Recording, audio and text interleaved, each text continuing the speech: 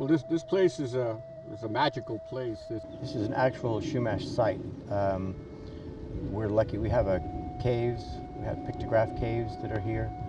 We have grinding mortar stones where the ladies used to grind the acorns for the cornmeal. So this is not a fabricated site. This was an actual Shumash site that goes back thousands of years.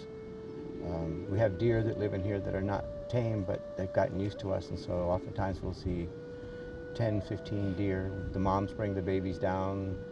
One of the things when we came here, we looked at the property. We came across the village here, and the village was pretty sad because it looked abandoned. Alfred and I looked at all the old books, and we tried to get as much information on Chumash villages as possible. And we even visited a couple of recreated villages, and we said, well, we can do this. And we decided to rebuild the houses that were here, because the frames were here, but there was no covering on some of them.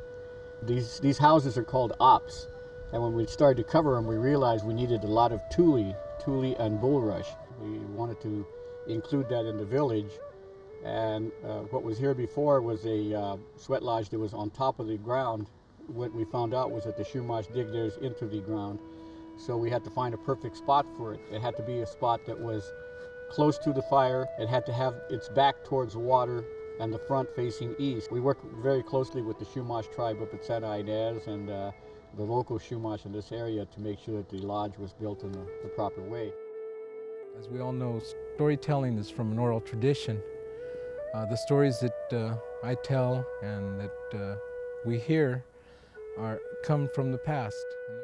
My great-grandmothers and my grandmothers had passed down stories that are about the animals. The animals teach us how to act and how to be with our universe, referred to as Mother Nature.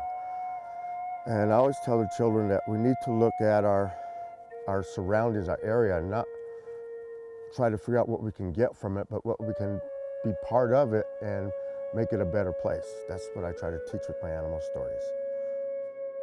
And it's very successful back here. It's like stepping back in time when you hear late in the afternoon when there's a bonfire going and you're hearing the songs being sung by Shumash singers. It brings the spirit of the place back.